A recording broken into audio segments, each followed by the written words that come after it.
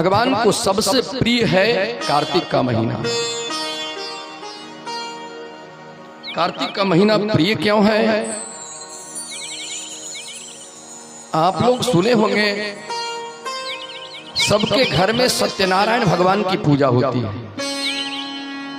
महीने में जब भी हमारी इच्छा होती है भगवान सत्यनारायण की पूजा हम सभी कर लेते हैं। वो सत्यनारायण भगवान की कथा जब सुनते हैं भैया तो आखिर वो कौन सी कथा है? जो कथा साधु नाम का बनिया ने किया, जिस कथा को लीलावती कलावती सुनने की संकल्प की, अभी तक ये हमें जानकारी नहीं है वो कथा है क्या।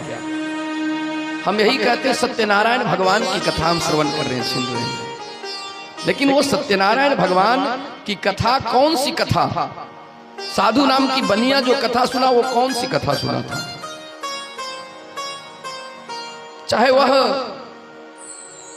तुंगध्वज नाम के राजा श्रवण की वो कौन सी कथा सुने, लीलावती कलावती इत्यादि जो कथा सुन रही थी वो कौन सी कथा थी? हम यत्र तत्र भ्रमण करते ढूंढते हैं, लेकिन सभी समस्या का समाधान हमारे पुराणों शास्त्रों में ही है। स्कंद पुराण की कथा है ये। स्कंद पुराण में स्पष्ट लिखा हुआ है, यही जो कार्तिक महात्म्य की कथा आप सुनते हैं ना, कार्तिक महात्म्य में भगवान कृष्ण और सत्यभामा का संवाद है। माता सत्यभामा भगवान कृष्ण से पूछती है, प्रभो, क्योंकि मां सत्यभामा को ही भगवान कृष्ण कल्प वृक्ष प्रदान किए थे। भगवान कृष्ण की तो 16,108 पत्नियां थी राधा को छोड़कर, लेकिन और पत्नियों को कल्प वृक्ष प्रदान नहीं किए। और भगवान कृष्ण सत्यभामा को कल्प वृक्ष प्रदान किए थे, दिए थे। माता सत्यभामा भगवान कृष्ण से पूछ रही है, प्रभु, पूर्व जन्म में वह कौन सा पुण्य मेरे जीवन का था? मैं अपने जीवन में कैसा पुण्य किया जिसके फल स्वरूप, जिसके प्रभाव से आज मैंने आपको पाया पति के रूप में? यह भी मुझे आप कहें। और आपकी पत्नियों की संख्या 16,108 है। इन सभी पत्नियों में हमसे अधिक आप कैसे प्रेम करते हैं? पूर्व जन्म की कथा आप सुनावे। और कार्तिक महात्म्य यही भगवान कृष्ण और सत्यभामा की ही कथा है। तब भगवान कृष्ण एक अक्षर में कहे थे, हे सत्यभामे, जानती हो कार्तिक महीने में तुम स्नान की थी, और कार्तिक महीने के स्नान जो कहा गया है बड़ा पवित्र स्नान कहा गया है। यूं तो कहा है कि पूरे महीने तक आप कार्तिक स्नान करें, सूर्योदय से पूर्व स्नान करना है, भगवान भुवन भास्कर उदय न हो उससे पहले स्नान कर लेना है। और अगर आप कार्तिक महीने में पूर्ण रूप से एक महीने तक स्नान न कर पाए तो त्रयोदशी, चतुर्दशी और पूर्णिमा, ये 3 तिथियां जो हैं, इन 3 तिथियों में अगर विधि विधान के साथ अगर आप कार्तिक स्नान करती हैं तो आपको संपूर्ण फल मिलता है। साथ ही साथ पहले तो बताया कि गंगा नदी में जाके स्नान करने का विधान बताया। अगर हो सके तो 1 महीने तक नहीं तो कम से कम 5 दिनों तक गंगा के किनारे आप रहें और गंगा जी में स्नान 5 दिनों तक करें। तो गंगा जाना संभव नहीं है, गंगा किनारे रहना भी संभव नहीं है। हम गृहस्थाश्रम में रहने वाले हैं, संत नहीं, महात्मा नहीं है जो गंगा किनारे हम वास करें। लेकिन शास्त्रों में वर्णन है कि स्नान करते समय भी 2-4 बार गंगा गंगा शब्द बोल लिया जाता है तो गंगा स्नान करने का फल मिल जाता है। प्रमाण, गंगा गंगेति यो ब्रूयात् योजनानां शतैरपि। कहां? बोले 100 योजन की दूरी में भी अगर आप हैं गंगा से, 100 जोजन की दूरी में गंगा शहर, वहां भी अगर किसी तालाब में, नदी में, कुएं में, अपने घर में भी आप स्नान कर रहे हैं और स्नान करते समय 2-4 बार गंगा गंगा शब्द का उच्चारण कर लेते हैं तो मानो गंगा स्नान का फल आपको मिल जाता है। गंगा गंगेति यो ब्रूयात् योजनानां शतैरपि मुच्यते सर्व पापेभ्यो विष्णुलोकम स गच्छति। सभी पापों से मुक्ति का साधन है गंगा स्नान। और गंगा स्नान के साथ साथ ही कार्तिक महास्नान।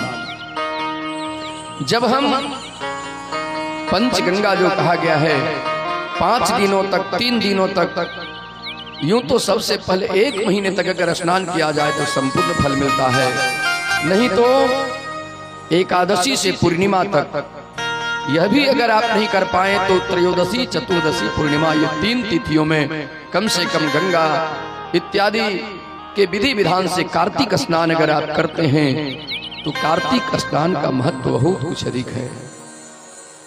भगवान कृष्ण मां सत्यभामा को कह रहे हैं, अरे सत्यभामा सुनो, तुम पूछी कि वह पूर्व जन्म का कौन सा पुण्य के प्रभाव से मैं आपकी पत्नी बन गई।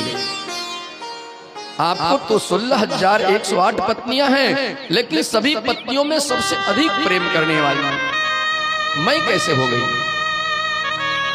तो भगवान कृष्ण समझाते हैं, पूर्व जन्म में तुम एक ब्राह्मण कुल में जन्म ली थी,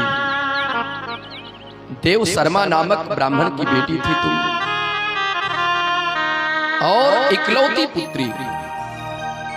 तुम्हारे पिता को कोई पुत्र नहीं था, बहुत प्रेम करते थे तुमसे तुम्हारे पिता। और जब तुम युवती हो गई तो तुम्हारी शादी किसी योग्य वर के साथ कर दिया गया, और तुम्हारा भी प्रेम, पति पत्नी का प्रेम जो था बड़ा सुंदर रहा।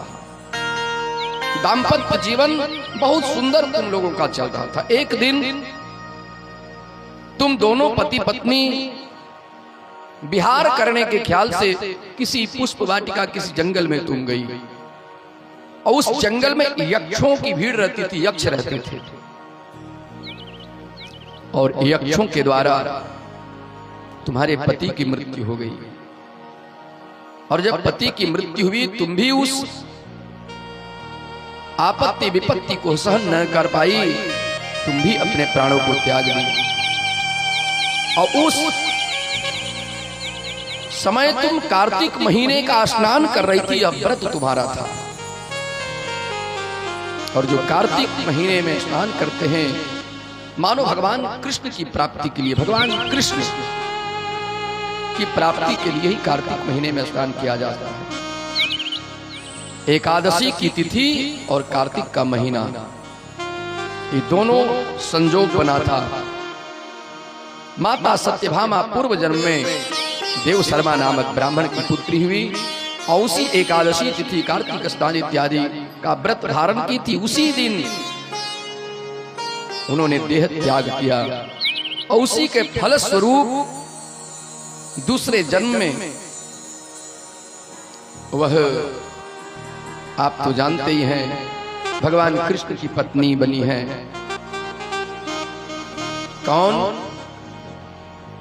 बोले प्रसेनजीत और सत्यभामा जो है वो प्रसेनजीत इत्यादि 2 भाई हैं, उन्हीं की पुत्री बनकर आई, भगवान कृष्ण की पत्नी बनी है। तो भगवान कृष्ण सत्यभामा को